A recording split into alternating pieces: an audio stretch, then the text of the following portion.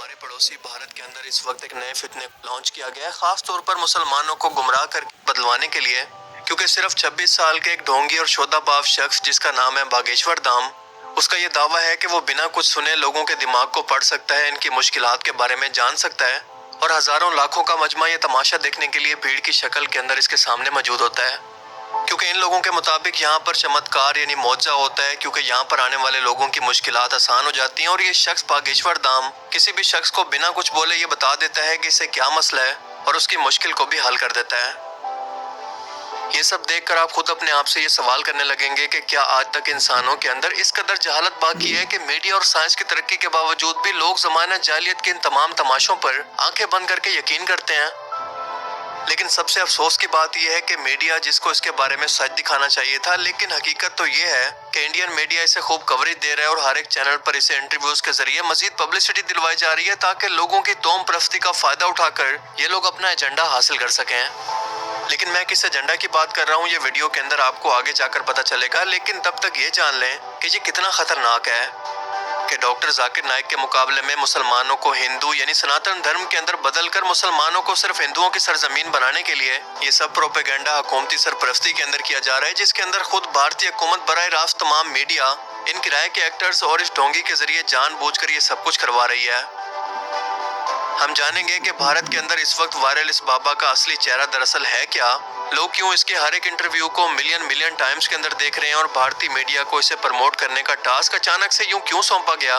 ये सब चीजें एक दूसरे से कैसे जुड़ी हैं, हम एक एक करके जानेंगे। सबसे पहले ये वीडियो क्लिप देखें, इसे समझने की कोशिश करें और फिर आगे बात करते हैं। ये मुसलमान बहन है और इन बहन ने अपनी इच्छा से बागेश्वर बालाजी का चमत्कार देखकर ये भी सनातन हिंदू धर्म को सर्वोपरि मान कराना चाह रही है। मेरा नाम सुल्ताना है, मैं छत्तीसगढ़ बिलासपुर से हूँ। मेरे पिताजी का नाम आमिर खान है, मेरे 3 भाई हैं, मेरी माता का नाम सरवरी बेगम है।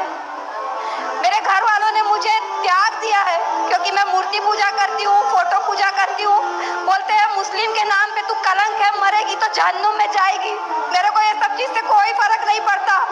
जय जय श्री राम, बागेश्वर धाम की जय, सन्यासी बाबा की जय। मुझे गर्व है खुद पे कि मैं आज हिंदू धर्म में आ चुकी हूँ। कोई दुख नहीं है मुस्लिम धर्म से हटने का, परिवार खोने का, क्योंकि भगवान एक है जो ऊपर है, सबको देख रहे हैं। आपको याद होगा कि कुछ साल पहले तक डॉक्टर जाकिर नाइक भारतीय इंतहा पसंद हुकूमत के लिए सरदर्द बने हुए थे और भारतीय जनता या मोदी सरकार जो कि इक़्तिदार के अंदर इसी हिंदू मुस्लिम नफरत और देशभक्ति को भड़का कर ही आई थी, जिसके साथ मीडिया और फिल्म इंडस्ट्री मुसलमानों के खिलाफ आज तक जहर उगल रहे हैं अपनी फिल्म्स के जरिए या मीडिया पर हिंदू मुस्लिम डिबेट्स के जरिए।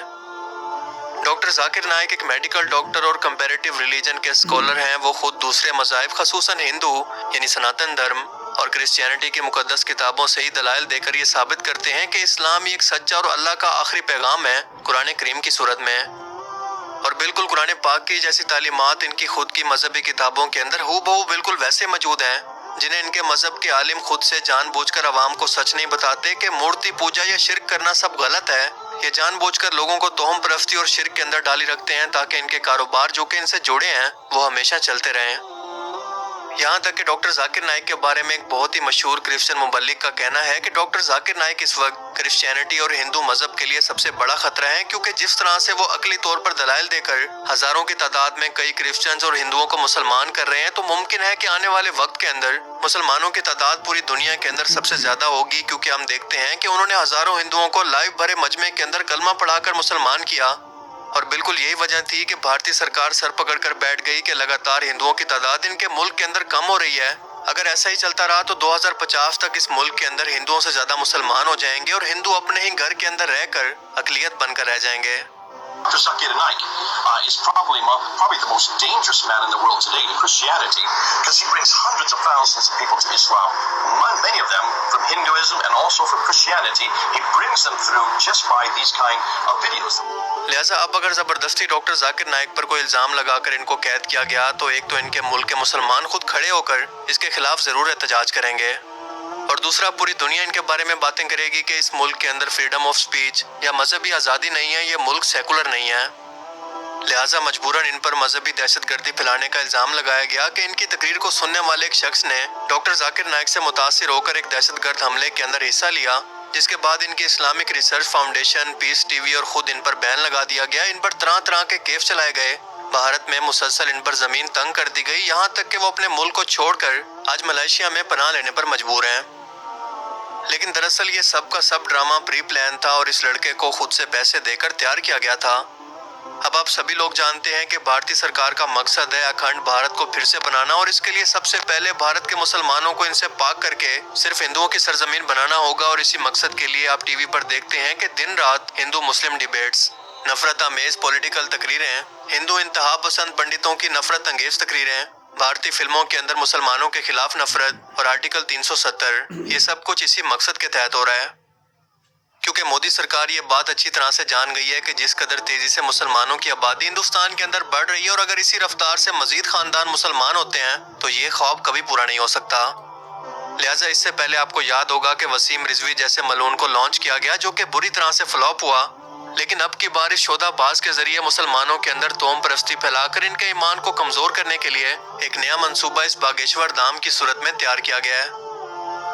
یہ عورت جو آپ کو نظر آ رہی ہے، یہ دراصل ایک پیڈ ایکٹر ہے، اور اسے صرف ٹی وی پر اس لیے پیش کیا گیا ہے کہ جو مسلمان اسے دیکھ رہے ہوں ان کے دماغ کو بھی یہ سب کچھ کرنے کے لیے ٹریگر کیا جا سکے۔ میرا من بولتا ہے کہ ہندو دھرم سے اچھا کوئی دھرم ہو ہی نہیں سکتا کبھی، رام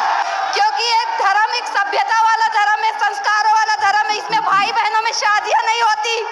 عورتوں کی زندگی برباد نہیں ہوتی طلاق طلاق طلاق بول کے، اس میں ایک بار شادی ہوتی ہے 7 پھیروں کی، جس میں سندور کا مہتو ہوتا ہے، منگل سوتر کا، پورے 16 سنگار کا۔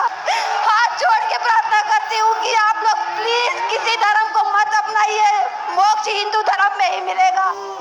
کیا اس قدر کھلے عام اگر ڈاکٹر ذاکر نائک سناتن دھرم کے خلاف یہ سب کہتے کہ اس مذہب کے اندر تو بہن بھائی کی شادی جائز ہے، طلاق کا کانسیپٹ ہے، یا پوری دنیا میں صرف اسلام ہی دنیا کا سب سے اچھا مذہب ہے، تو اس وقت وہ کسی جیل کی کال کوٹڑی کے اندر ہوتے، یا پھر اس مسخرے کی طرح انہیں دن رات میڈیا پر کوریج مل رہی ہوتی۔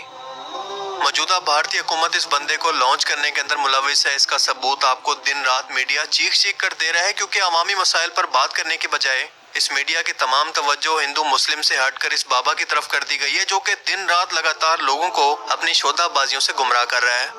یہ شخص خود کے پاس کسی روحانی علم کے ہونے کا دعویٰ کرتا ہے، جو کہ اسے نسل در نسل اپنے آبا و اجداد سے ٹرانسفر ہوا، اور مسلمانوں کے خلاف اسی لائن کے اندر انتہائی بھڑکاؤ قسم کے بیان دیتا ہے، کیونکہ یہ بندہ ایک نمبر کا ڈھونگی اور دھوکے باز ہے۔ اس کے مجمع میں جتنے بھی لوگ ہوتے ہیں، پھر چاہے اس کے اپنے لوگ ہوں، میڈیا کے لوگ ہوں، کوئی بھی پولیٹیکل لوگ، یہ سب مل کے آپ کو پاگل بنا رہے ہیں،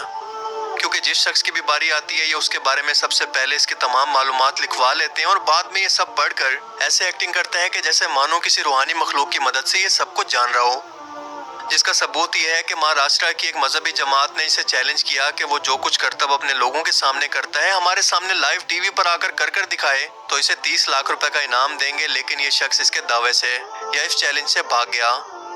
اور ایک بار تو تحقیقات کے نام پر جب پورا بھارتی میڈیا اس کے مجمع کے اندر پہنچا تو اس شخص نے اس مجمع میں سے ایک صحافی کو اس کے کپڑوں کی کلر کی مدد سے بلا کر اس کے رشتہ داروں کے نام کے بارے میں بتایا، اور یہ بھی کہ وہ اپنے گھر کو سٹارٹ کرنے والے ہیں، یعنی گھر کی تعمیر کرنے والے ہیں۔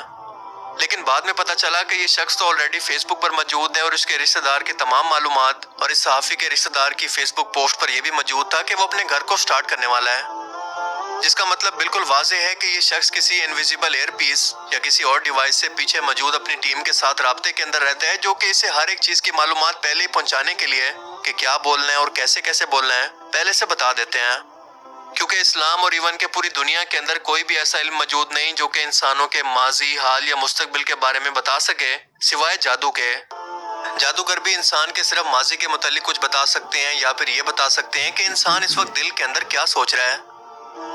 دراصل ہوتا کچھ یوں ہے کہ ہر انسان کی پیدائش کے ساتھ ہی اس کا ایک ہم شکل ایک جن اور ایک فرشتہ پیدا ہوتا ہے۔